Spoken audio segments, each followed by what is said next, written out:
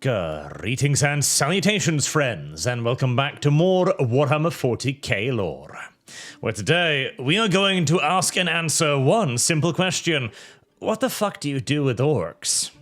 And yes, incidentally, I do miss that man. Anyways, orcs. They are, of course, as we are all aware, a rather aggressive species in the 41st millennium that tends to casually invade entire star systems for no other reason than because, well, it resisted them the first time, so clearly there's a good fight to be had over in that general direction. And worse still, even if you do resist them a second, or a third, or a fourth time, well, they're really gosh darn difficult to get rid of. Even if you smash the general orc invasion, or see it fleeing back into space, well, every orc produces about 1 billion tiny versions of itself through spores constantly produced through, well, countless disgusting bodily functions. Let's just leave it at that.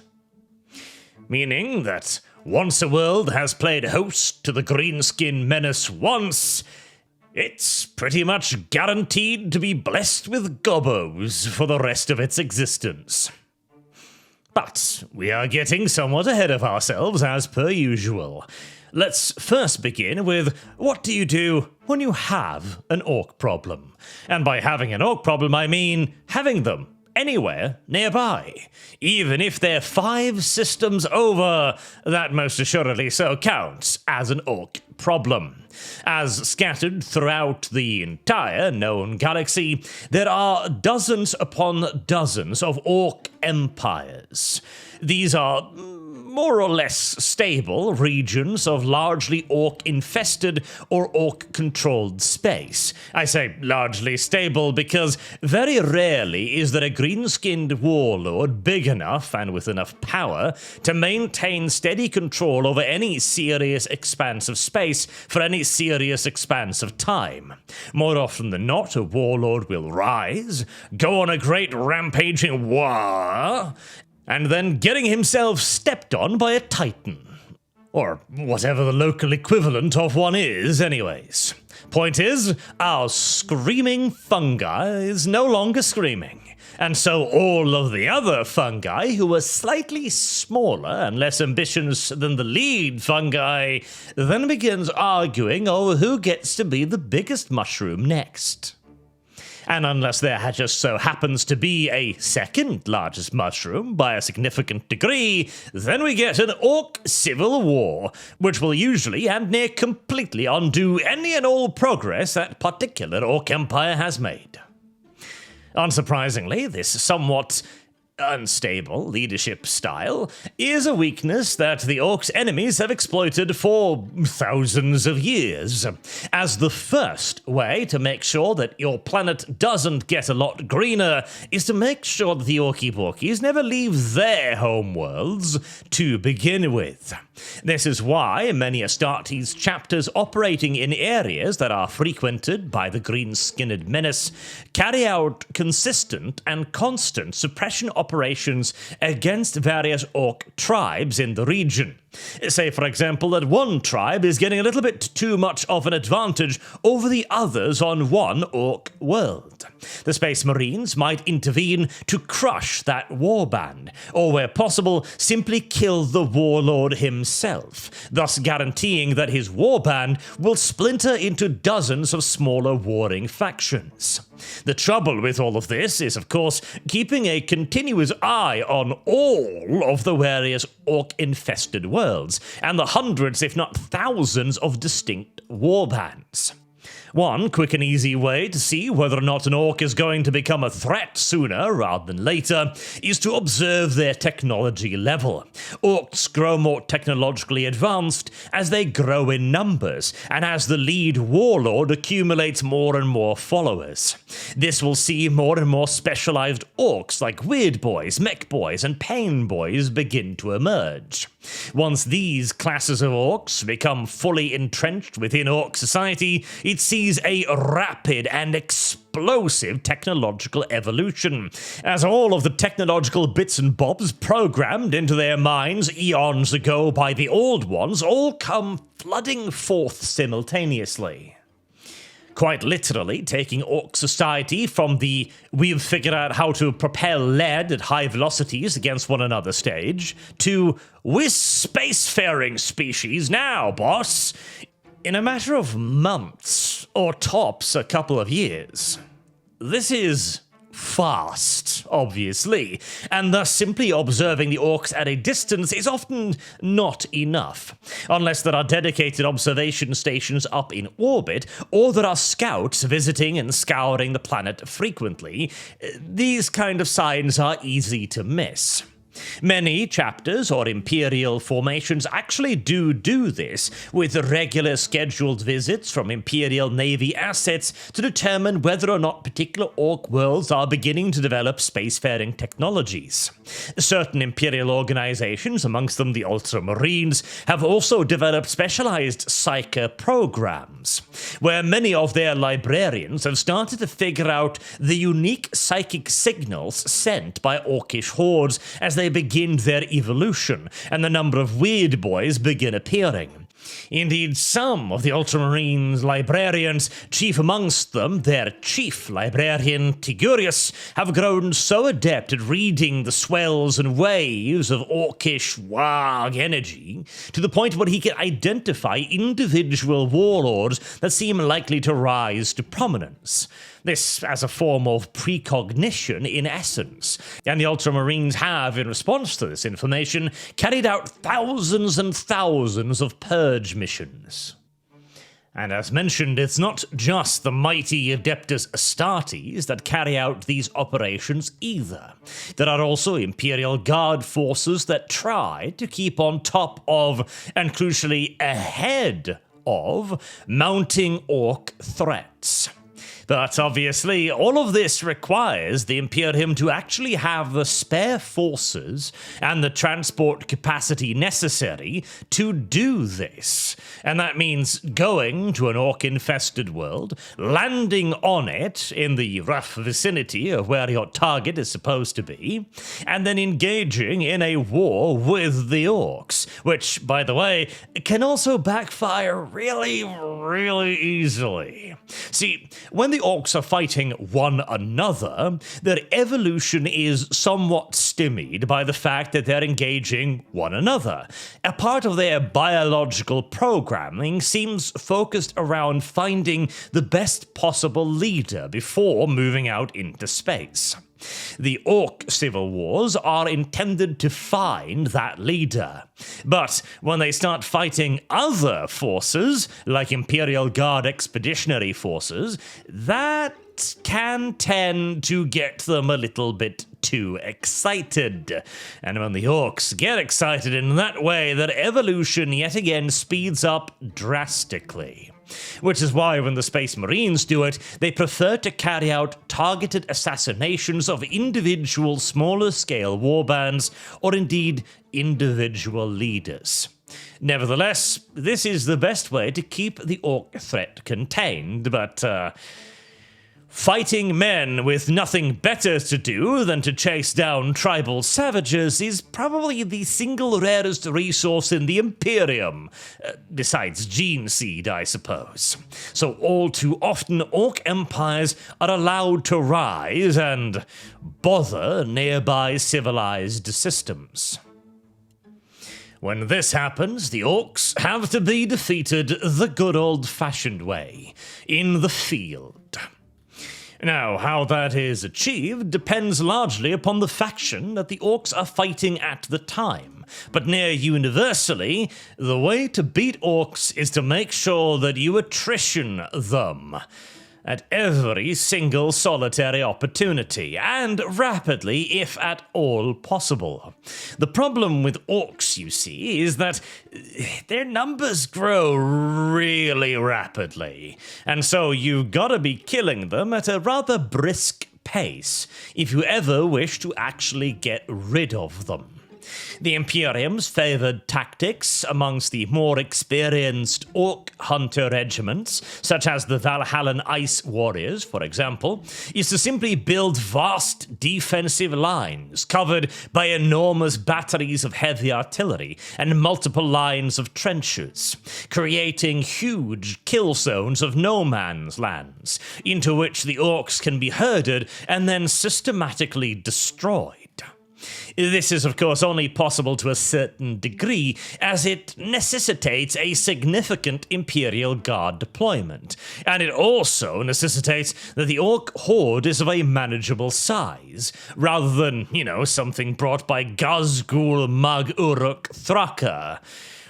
Basically, when you start reaching the level where even hive cities, with their dozens of enormous concentric walls and hundreds, if not thousands, of artillery batteries are getting overrun, then the trench strategy starts to lose some of its luster. Which is also specifically why the Armageddon Steel Legion, which has at this point quite the tradition of fighting orcs, were designed as a mechanized formation, intended to strike out and engage the enemy in the field, seeking the orcs out in the wide open wastelands of Armageddon, where the hordes could be engaged by armored personnel carriers mounting their own heavy weapons, as well as mobile artillery, tanks, and demolishers, with the intent being to inflict the maximum amount of damage and then run away as quickly as their little tracks can carry them. This tactic is often frustrated, of course, by huge hordes of orc speed freaks and other mechanized outrider elements, specifically deployed by Gazgul Mag Uruk Thraka to frustrate the attempt of the Imperium to engage his horde when they are at their most vulnerable, and to simply disengage from them whenever the Imperium wishes to do so. The orcs aren't complete idiots, and indeed their way of war is specifically designed to counter the easiest ways to deal with them, another part of that programming handed down from the old ones. Nevertheless, the orcs are not perfect. Every warband cannot be covered by a screen of speed freaks, and those who are not, the orcs' natural aggression can turn into an enormous weakness in these scenarios, as their natural reaction, more often than not, is to run screaming at the wall of armored APCs, all blazing away with hull-mounted heavy bolters and multi-laser turrets. In this way, the orcs can be largely relied upon to wipe themselves out, at least to a very significant degree, before the orc's natural instinct turns to flee rather than to fight. Basically, this attrition tactic is all about finding the enemy's weak points, where he is least mobile, and then antagonizing the enemy into heedless pursuits of far faster and more heavily armed formations. There are, of course, a multitude of other effective anti-orc tactics as well, and which one is deployed will largely depend upon, the enemy force the orcs are facing off against. But universal to them all is seeking to inflict the maximum damage on the orcs whilst taking the minimum damage in return, which might seem obvious, but, there are absolutely enemies where you can afford to trade a significant number of your own men so long as you destroy the core of the enemy. Not so with the orcs, due to their ability to rapidly replenish their numbers and to do so consistently as well on your own planet by infecting it with spores. You want to be trading very well with the orcs, and consistently too. The moment your armed forces start running into Pyrrhic victories against the orcs is the moment it's time to board a shuttle and see if the orcs have managed to figure out an orbital blockade or not. For the purposes of this video, however, let us assume that the Orky Porkies have been repulsed. Does that mean that the war is over? Oh no, not at all. In fact, it's only beginning. Once the orcs have been defeated in the field, you're gonna have to deal with them for a very long time afterwards. In fact, many planets are never rid of their orc population. As mentioned, once the orcs reach a certain critical mass, their natural instincts turn from charging the heavy machine guns to scattering, to spreading out across the countryside and going to ground, seeking naturally and instinctively out areas that are extremely rugged and hostile to most species, things like deep jungles or high mountains, areas that the orcs will be able to go to ground in, to survive in far better than the native populace, and terrain that will make it very difficult for the planet's original inhabitants to track them all down. This, too, is largely instinctual behavior, as once the orcs do this, their production of spores, which has been going ever since the invasion, will of course continue. And so in deep swamps, or jungles, or rocky caves, orc fungi will begin to blossom and thrive in even the harshest environment, even in places where the funguses will quickly become the bottom of the food chain, preyed upon and eaten by everything else, as indeed they often are. A snotling, the earliest and most primitive form of a greenskin, is not a particularly imposing fighter, not even against most small predatory animals, and so the orcs will find themselves at the very bottom of the food chain for quite a long time. But as long as there are more orc spores than things preying on those orcs, the numbers will always increase. And as they begin to grow larger into squigs and goblins, the numbers increase exponentially and explosively. Hence, after the orc invasion has been seen off, the planet will need to maintain several Imperial Guard regiments for years and years, dozens of years quite potentially. And these regiments in turn will have to carry out near endless patrols and raids into the planet's hinterlands, whilst training local PDF forces take over this duty after them, as only a program of consistent, constant purges will have any hope at all of driving out the orc infestation. And when I say purges, I really do mean purges, with flamethrowers and poison bombs and various funny biological pesticides and weaponry designed to leave huge areas of jungle or whatever areas that they are operating in completely bare of all vegetation, anything and everything where the orc fungus might grow, or anything and everything the fungus might indeed feed upon. It all needs to be destroyed over and over and over again for decades to drive out the orc threat.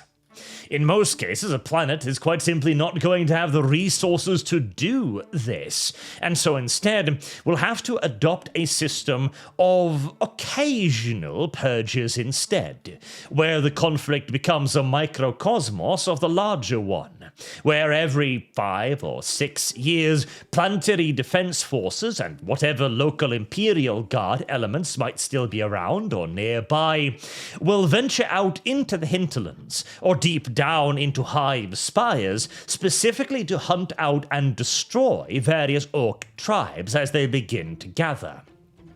Fortunately, the defenders do have quite a lot of time to deal with the orcs. It's not like they'll go from spores to orcs over the course of a weekend or anything, no.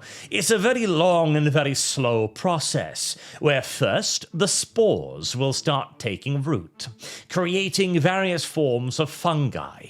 These will eventually evolve into the most primitive form of greenskins, snotlings. After which, the fungi will become the snotlings' primary food. Then, assuming they can thrive, goblins will begin emerging, and also feed upon the same fungi. Then squigs will come as a natural defensive mechanism, and something for the goblins to kind of turn into livestock, but their role is more importantly to eat all of the local predators that might otherwise bother the goblins. And finally, orcs will start emerging. But this takes years and years. And when the orcs finally do start to emerge, they will then need to war with one another to begin establishing crude tribes and the early stages of something that could turn into a warband. Not to mention it'll take even more years, if not decades, for an orc to grow through continuous combat and violence and action into something like a nob and the early beginnings of a war chief. So it's not like a world is guaranteed to fall just because the orcs popped by once. No, so long as frequent purge programs are carried out, not only can the infestation be completely destroyed, although to do so requires an enormous and consistent long-term effort, and for it to be maintained in the planet's most hostile environments, but it is possible. And even if this effort is not made, so long as the planet remains diligent in taking care of the orcs before they grow into any sizable tribes, the problem can be kept to a fairly low-level inconvenience, rather than a world-ending one. Now, the real problem comes from a different source. You see, once orcs have gone to a place, they tend to want to return, especially if they were previously defeated in that place, because that obviously means that whoever beat the orcs, well, must have been a worthwhile foe, and able to give a good fight. Exactly what orcs desire the most. Plus, many aspiring orc warlords will naturally target planets with an already existing orc population, hoping to be able to overrun the defenders and then assimilate the local orc populace into his own warbands.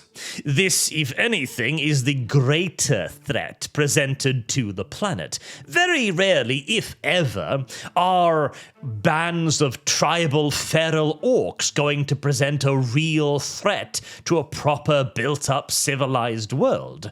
But the continuous temptation for other orcs to stop by, and the fact that they might have ready-to-go reinforcements in the thousands or tens of thousands already on planet, already with built-up infrastructure, supply, camps, and an intimate knowledge of the planet, that's where the real problem comes into play.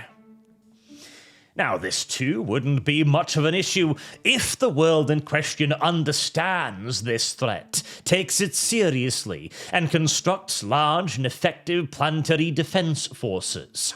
And many worlds indeed do. Some even go on to provide huge numbers of specialized personnel for the Imperial Guard, planets like Armageddon or like Valhalla. But that all depends on whether or not the planet has enough resources to spare, whether it has either the connections or the local industrial capacity to construct the weapons and armored vehicles required, or the planet simply being large enough to maintain several formations of Imperial Guardsmen or large planetary defense forces. And depending upon how easily the orcs were defeated, well, let's just say that a major orc invasion tends to see a rather drastic dip in the civilian population. So there you have it. How to deal with an orc invasion. Well, quite simply, don't get invaded in the first place. And if you have been invaded, well, it's not so much dealing with the problem as it is treating a symptom that will now be your friend for a very, very long time.